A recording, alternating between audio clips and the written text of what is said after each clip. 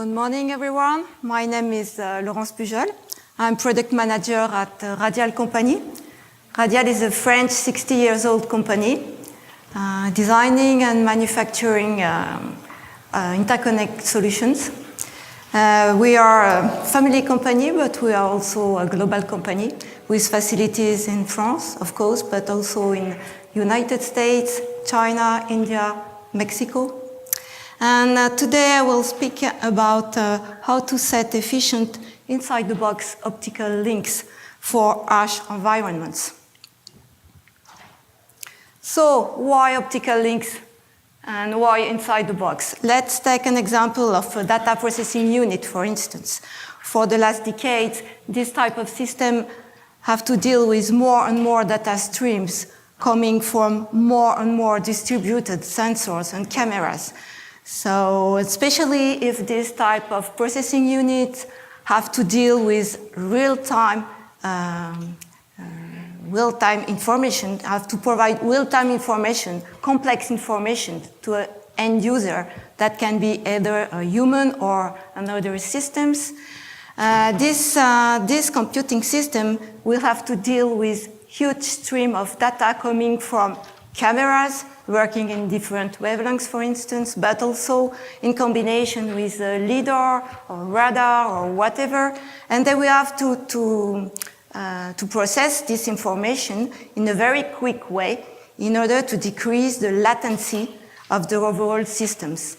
So that means that not only you will need to carry this data from the distributed sensor to the processing unit very quickly, so you will need high-speed data link from the cameras, for instance, or for the pod, from the radar to the processing unit, but also you need to keep this high-speed link inside the processing unit itself, and you need to keep on a high-speed link, for instance, between the different processing boards inside the processing units. For instance, between FPGA board and GPU board or CPU board, you need to keep this very quick link inside the box as well. And there are now on the market enough components to set very robust and very efficient inside the box optical link. So of course you will move to optical link if you need really high speed. So what will you need to set an efficient optical link? As a minimum, you will need a transmitter at the beginning of your link, and at the end of the link, you will need a receiver. But if you need to route your data through a complex way, through a complex path, you will certainly need to guide them inside an optical fiber. And if you need an optical fiber, you may need, or you will need, to add some disconnect on the link and to add also some shuffling devices, and especially if you have a high number of optical channels to deal with. With this optical link, the data rate will be dependent, of course, on the transmitter and receiver speed as beginning. So this optoconverter will change the electrical data signal to an optical one, and the receiver will do the opposite at the end of the link. The data rate will depend a little bit on fiber bandwidth, but only a little bit, because we speak about inside-the-box links. So that means very short lengths of fiber, so the bandwidth is not the main problem. But you need to take care also about the link budget of your link there. And this link budget will depend on the emitted power, the receiver sensitivity, and also all the losses that you can have in between transmitter and receiver, and due to optical disconnect and any other passive components. If you want to use this optical link into a very dense and inside harsh environment, you will need also all that components, not only the active one, but also the passive components, to be very robust against vibration, shocks, and you need them also to be able to work in a wide temperature range. You will appreciate also that all that components are small, with a very small footprint to be used in dense, high-density boards. And also, you will appreciate that the active components have very low power consumption. So let's start the optical link by the active part of the link. So optoelectronic converter. There are now on the market very small and robust devices. This is an example of what you can find specifically for harsh environment applications. You see this very tiny package, 15 per 15 millimeters with an 8 of less than 9 millimeter, or even with an 8 of less than 4 millimeters. This package can handle up to 12 optical fibers, and each channel, each fiber, can carry up to 12 gigabit per second. So that means that inside this very tiny package, you can handle up to 145 gigabit per second. And this is very useful if you need to use this converter on very tiny boards. You see FMC boards there. You will have a very nice presentation tomorrow focused on that FMC board. If you want to embark more than 12, let's say 24 or even more optical channels on such a small board, you will not be able to use a standard SFP package. You need much smaller packages. And you can find it on the market. And this type of components also are optimized for low power consumption, less than 100 milliwatt per channels. And they can achieve a very wide temperature range from minus 40 up to 85 degrees. And the link budget is guaranteed because of a stabilization of the emitted power all over the temperature range. So there is an internal loop inside these tiny devices to guarantee that the optical power emitted by the transmitter will remain steady all over the temperature range, in order to guarantee the user with a very steady link budget.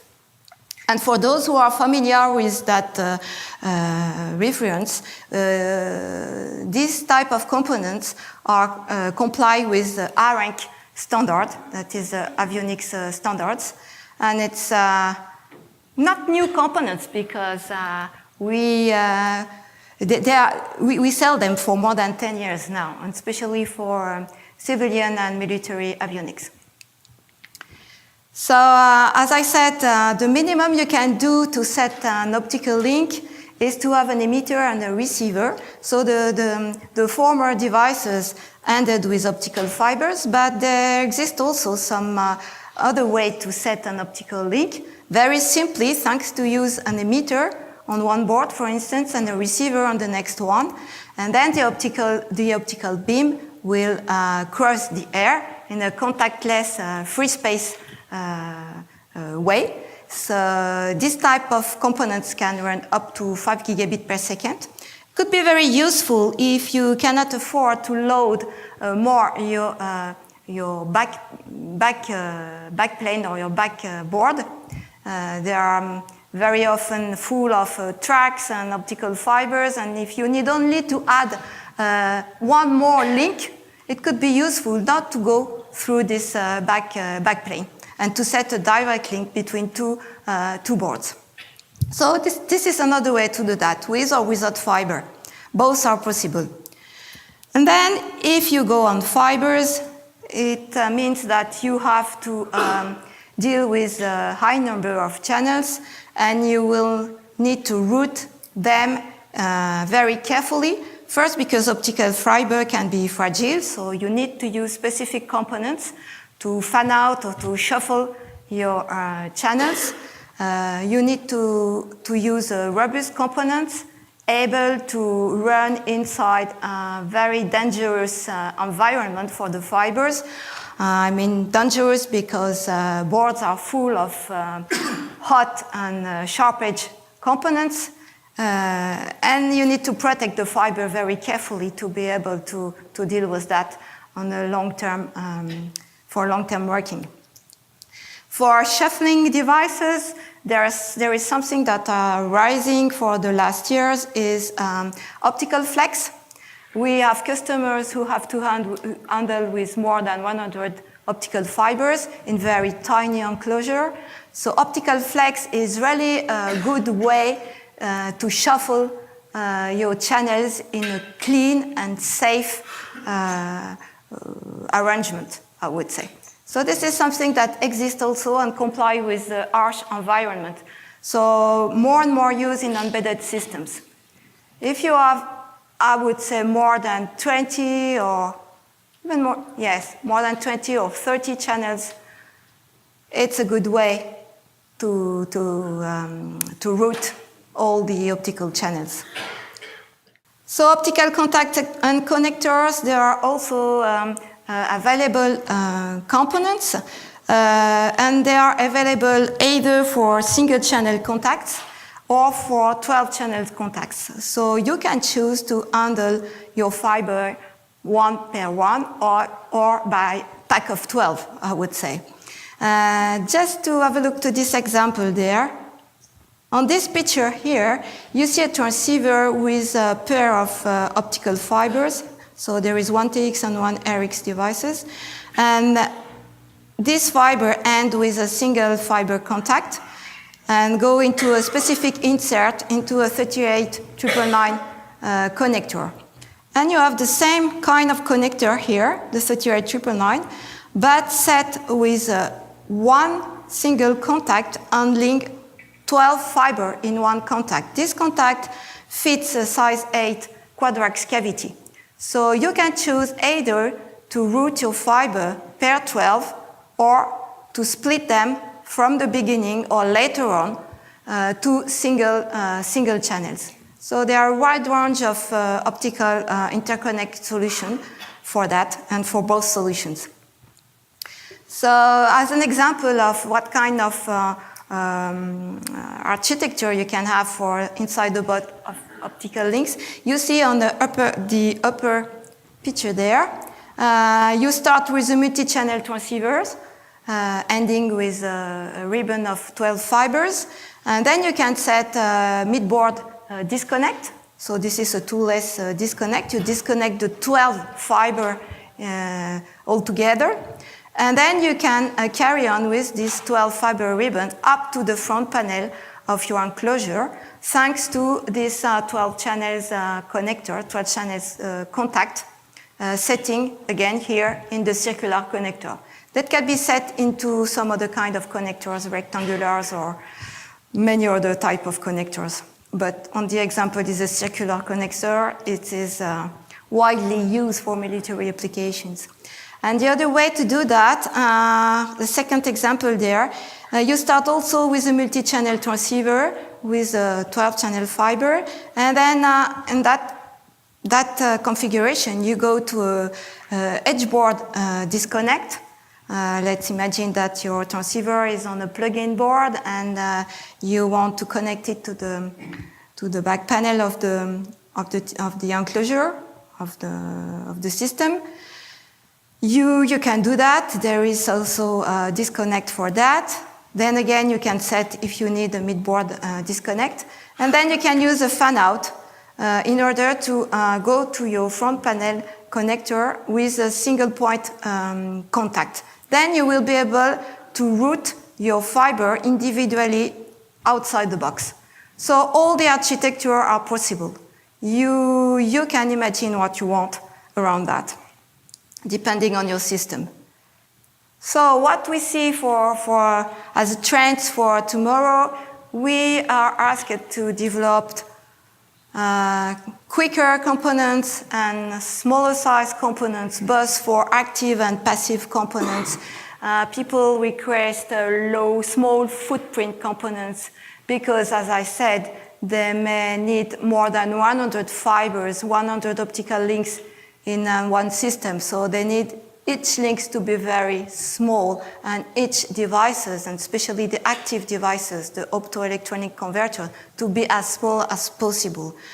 We are requested also to think about increasing the data rate. 12 gigabit per second Well, it's not bad, but what about 28 or 56 gigabit per channel? So we are working also to increasing that data rate. So not only increasing the number of channels, physically speaking, but also to increase the number of gigabits you can run inside one channel. And for the density, we use, for the 12-channel contacts, we use the empty fuels, and empty fuels are theoretically compatible with several rows of fibers. So 12 fibers is one row, but we can use also a couple of rows. Then you will have 25 fibers in one fuel, one contact. And you can imagine to go up to 36 and why not 48 fibers in only one optical contact.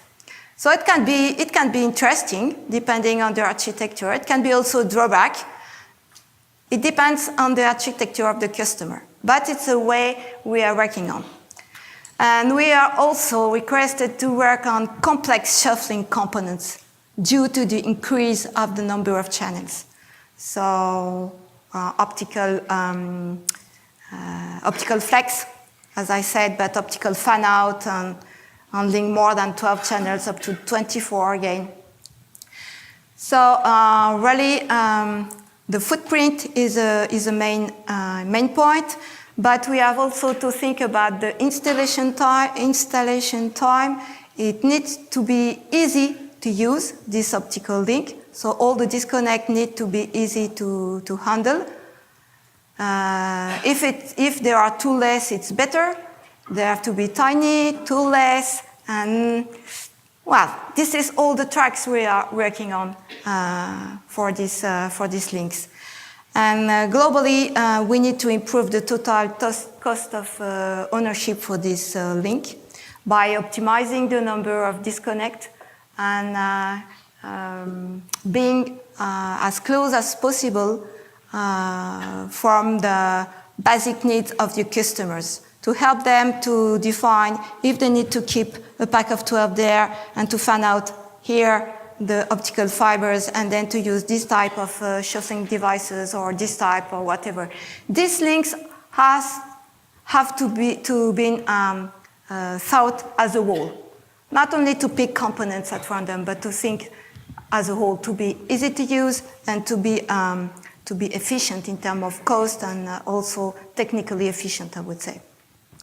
So as a summary, now it's possible to find full optical links usable for inside-the-box applications and compliant with harsh environments. There is already quite a nice toolbox available for our customers. And so they can imagine quite a complex link architecture, and they can set it quite easily. A very high number of channels, optical channels, can now be handled in a very tiny enclosure. It's very efficient from that point of view. So embedded data streams can be very improved thanks to that devices. Most of that components are already qualified for avionics applications, so they are not new components. Could be also very useful for military applications. And yes, the whole link has to be thought, as I said, as a whole to improve the TCO and also to be able to set the best components from the beginning to the end of the links. And well, that's it.